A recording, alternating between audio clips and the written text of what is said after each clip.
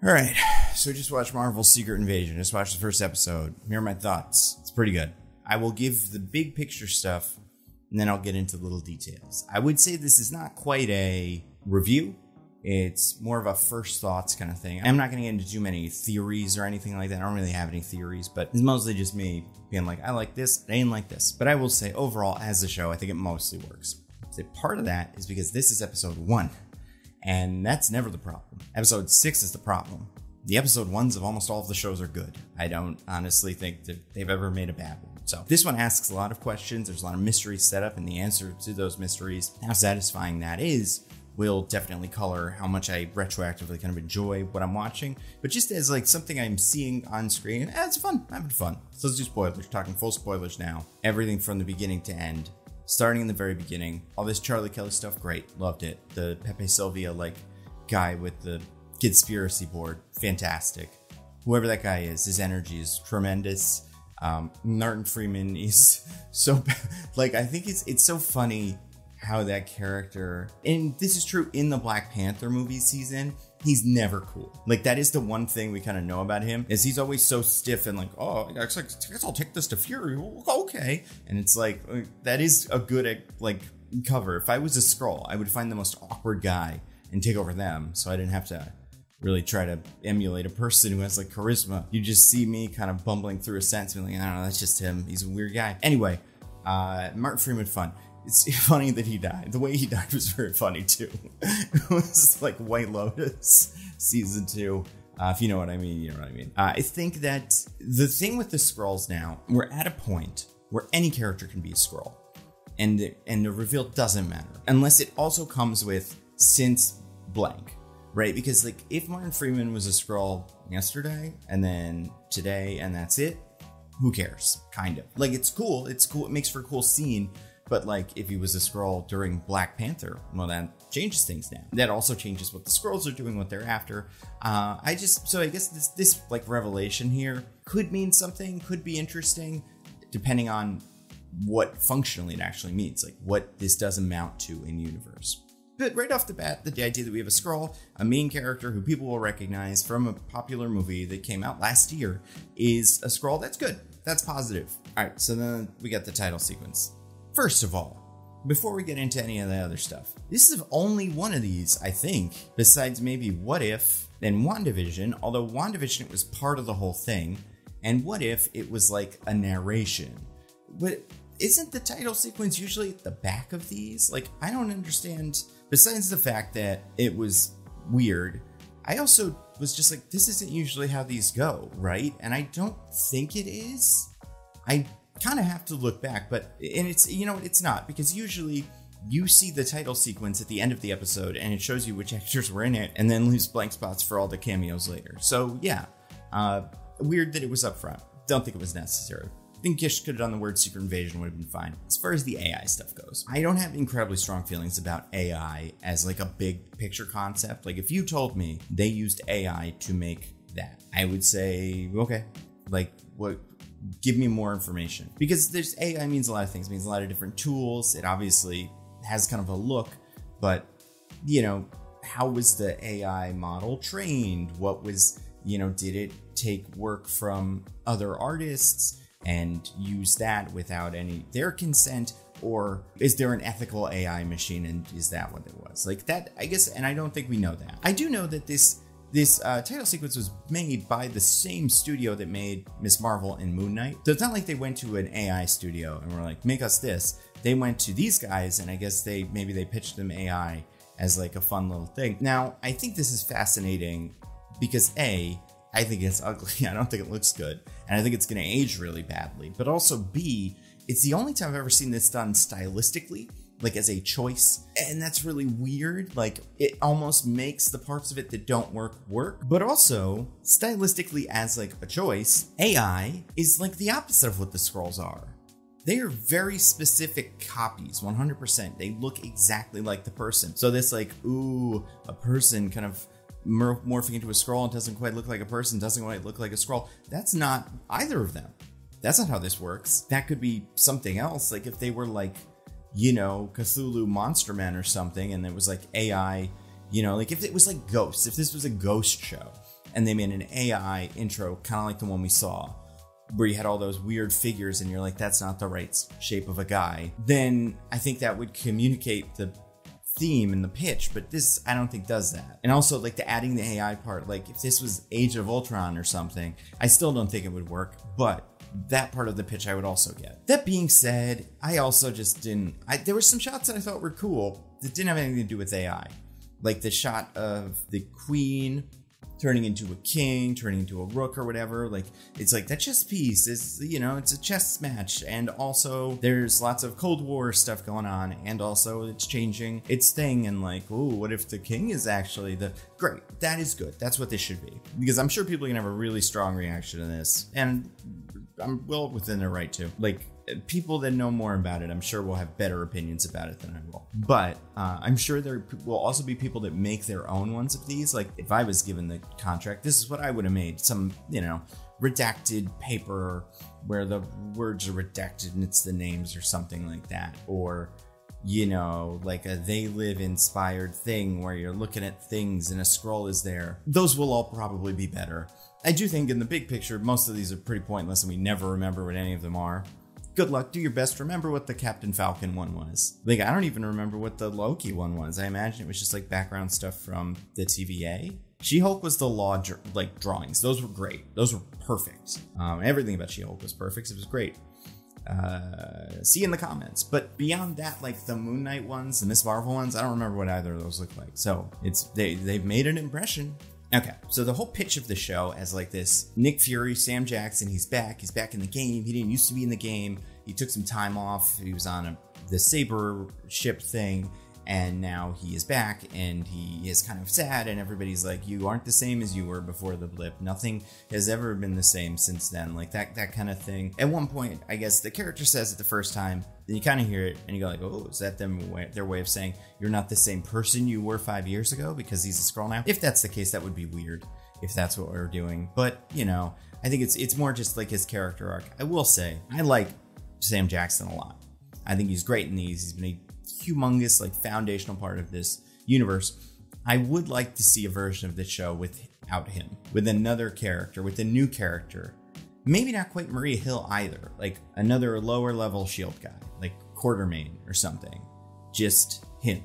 And he has to navigate this world. Only because, and I am spoiling everything, so let's assume we're not going to see Maria Hill again. Either way, I wouldn't call her like the third lead, because I would say you've got Fury, Ben Mendelsohn, Talos, and the villain, I can't remember his name, Kregos or something. What is it?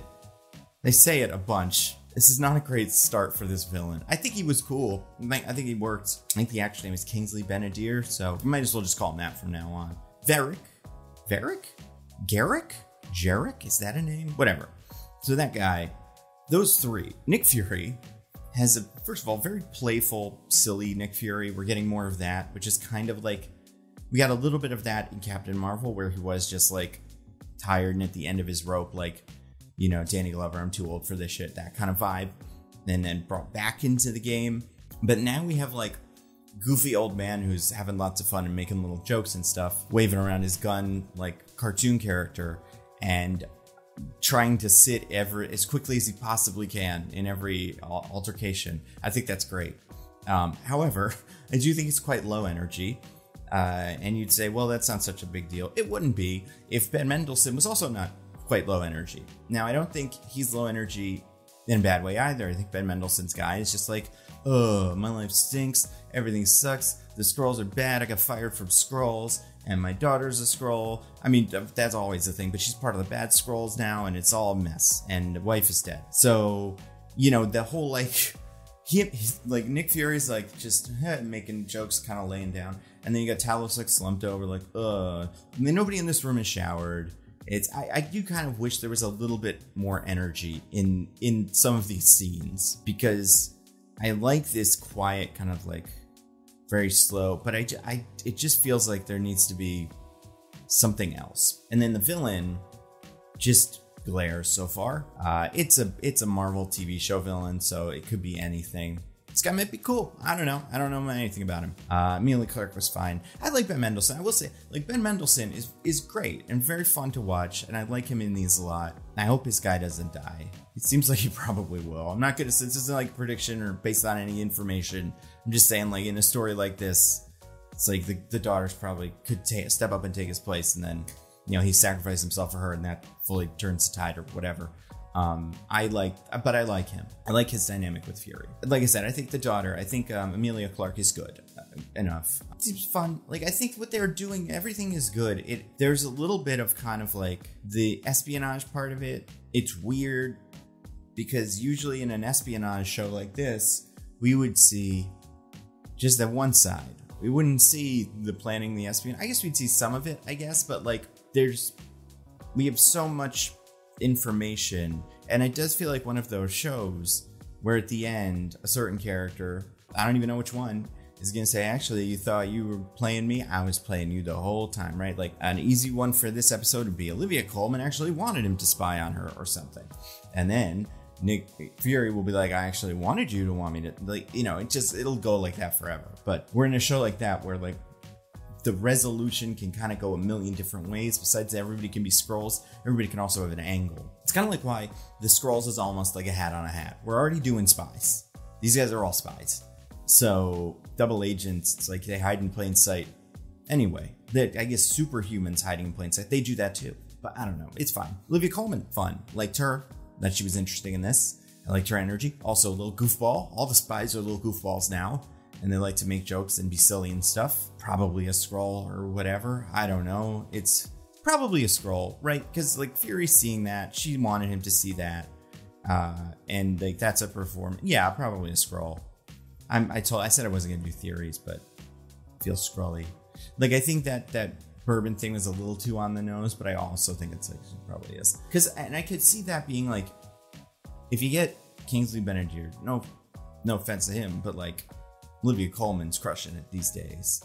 So if she wanted to step in and secretly be Queen Varanki, the secret villain, like revealed in episode 5, that would be pretty cool. And also, she is good at this. So, like, she could work with him, like work with Kratos or whatever his name is, but like just giving her that, like, if we wanted to hide a secret villain in this show, there's another character that it could be, but she would also be good at this. And let's talk about him though. So we didn't see too much of Rhodey in this, hashtag Rhodey Scroll, whatever, it's my shirt. I'm gonna put it on when any reveal takes place. But we did see a lot of the back of his head. He certainly said some words. His lips moved, and to make the words, you know, we didn't see the lips moving, but he did say things. I guess we saw Dylan McDermott, whichever one that is, for the first time. Fine. You know, I don't know. This show is what you expect. I think it looks pretty good. It's high quality, right? We're not going overboard on volume. The special effects all looked great, and the scroll effect looks cool.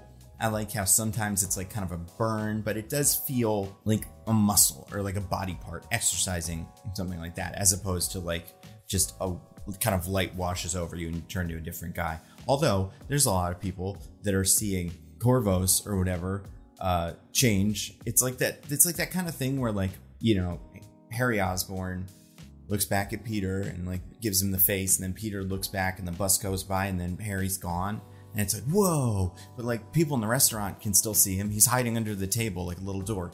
I think that's what Flubbos is doing too, is he's like just crouching behind something and turning into a different guy, and everybody's like, that's something, this is some, I don't know what these guys are. Is a wizard, or do people even know what Skrulls are? Probably not. I think it's interesting that we're doing New Asgard with the Skrulls. The radiation bit was clever. Let's see what else we have in my notes. Yeah, filmmaking was solid. I think it was good. Effects were good. Ben Mendelsohn's tired. Olivia Colman's fun. Yeah, so then the end of the episode, Maria Hill dies. Interesting. I have never felt incredibly connected to this character. I think you could kill any character, and people on Twitter would freak out. Because that's just how it works. The people that are online watching the show at 3 a.m. are the people that are going to care no matter who dies. Like, I'm not convinced she's dead. Again, this does feel very like, oh, I actually planned this and this and this, like, whatever. But B, I think the character of Maria Hill may be the most underwritten character with the most screen time. Like, they have the biggest ratio of character development to screen time, more than anybody else. We know next to nothing about Maria Hill. She's usually there when Fury is there, so Fury can speak to someone else instead of just himself. And, you know, sometimes she's like, oh, Fury, I don't like what you're doing. But it's never, like, I don't have a huge connection to Maria Hill from the comics, so, like, I do think there's a good chance she's not dead, and this is all part of a scheme or something. On the other hand, if she was dead, I wouldn't really, like, I think it's good. I don't love that all of our heroes in this, our tough man heroes, are motivated by the death of the woman. But, you know, if we had to kill one member of that team, and I do think we'll kill another one eventually, that is one you could kill. Overall, like, I think this is a good episode of a show. It does beg the question, and I know I used that wrong just now, but we're gonna go with it. Okay, it's weird that we are in writer's strike and doing this, because the hype machine is rather, like, low. People are excited for the show. I think people will watch it. People I know that aren't humongous Marvel fans talk to me about it, so it's like, it's on people's radar. But at the same time, it's weird that we don't have Jimmy Fallon, and weird that we don't have Seth Meyers, and we don't see Nick Fury doing all the shows and stuff. Like, you know, we got, like, Hot Ones and, you know, a lot of webcam interviews with websites, but, like, I feel like we need that to feel like this is the cultural event that it is supposed to be. But on top of that, there is so much uncertainty with Marvel right now when it comes to the writer's strike. And casting the Fantastic Four, for example, seemed like we had it, and now maybe we don't. But it also seems like maybe Marvel's like, we probably don't want to announce the Fantastic Four movie until the writer's strike is resolved, because who knows how long this will take, and I don't want to, you know, say we're getting Adam Driver, and then Adam Driver leaves because it's been 2 years, and everybody gets mad at me. And then obviously, on the other hand, so if we were like, well, we can't get excited about certain individual projects that are coming up, we can at least get excited about Kang, the new big bad. Well, we can't either, for obvious reasons. So that's no fun. I don't think everything needs to lead into something. I do think there needs to be like, for the Marvel machine to work, we as the Marvel fans need to believe that there is a plan and that it is being executed. And it's not just a random name drop of a thing, and then it's like, I guess that's what they're gonna do in 5 years when all the actors age out of it. And it's not like Marvel's not putting out lots of content. They are. 3 movies and 3 shows a year. I think that's, like, probably what they're gonna stick with for a while, and that's a lot. The problem is, it is splintered so much that there does, like, maybe you need a little bit more connection. And because of the Kang situation, that can't be it. And because of the writer's strike, big future projects down the line can't be it. So we have all these guys kind of on their own. And again, I don't think that's bad as a show. Like, I don't think that makes the show less fun to watch. I do think, like, it changes the way we think about these shows. And it becomes the question of, like, is this a show I would watch if it wasn't a Marvel thing? And the answer to that still is, like, I'd be like, yeah, it's fun. It's good so far. It's entertaining. Movie stars being silly little spies making jokes at each other. Nick Fury walking around with a gun like it weighs 20 pounds. I don't know what he's doing with the gun, but it's funny. And maybe the end will have lots of cool twists and turns. But I do think because of writer's strike and because of Kang, Marvel's in a really weird spot. I also think this one feels like a project where you're like, I'm happy to see these guys back doing their thing. I like them. I'm glad we're kind of delivering on some of that Skrull stuff from before. On the other hand, this is not what the comic Secret Invasion was, and I'm fine with that, but it does kind of feel like Secret Invasion Junior a little bit. Like, again, it just feels like this could just be a spy show. And like, oh, this person you trusted, you can't trust anymore. Yeah, that's in spy shows. And there's plenty of Nick Fury spy comics that you would draw this from. I'm not saying that having it be the Skrulls is bad, but again, it's like the Skrulls are bigger stuff, kind of. Like a superhero is a Skrull. I don't give number ratings. If I did, I'd probably give this a 7 if you made me choose between 6 and 8, because that is something some people do. It's like, you can't say 7. I think I'd say an 8 in the sense that, like, it's not an 8 out of 10 in the sense that it is that level of show compared to all the other shows ever made. but I do think it is succeeding on its own terms enough that like I think it's good. And I think if it is able to maintain this level, it will be fun and it'll be a fun show. But yeah, it's interesting. We're in an interesting spot right now. I think I'm the first person that's noticed that Marvel's in an interesting spot. Yeah.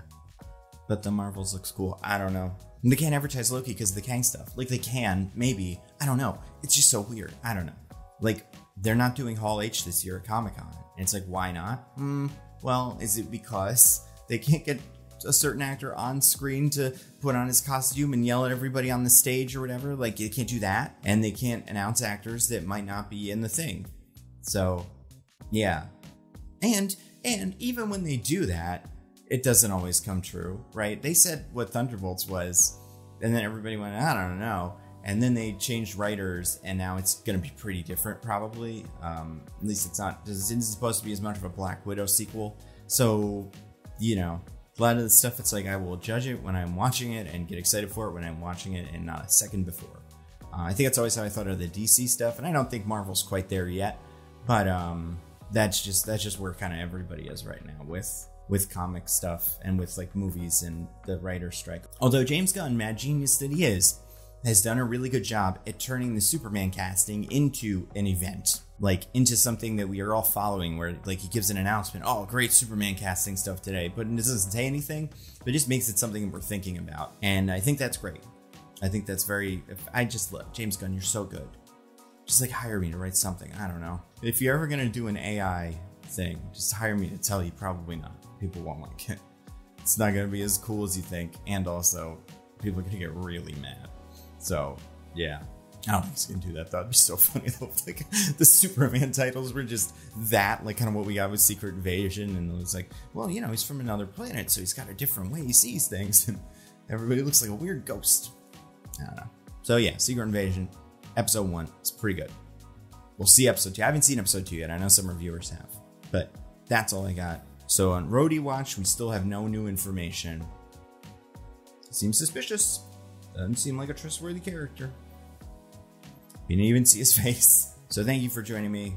I will do these every week unless nobody watches them or I get tired of it. But so far, I think it's fun and probably worth it. So I hope you guys enjoyed. Let me know if you have questions or things you're curious about in this show.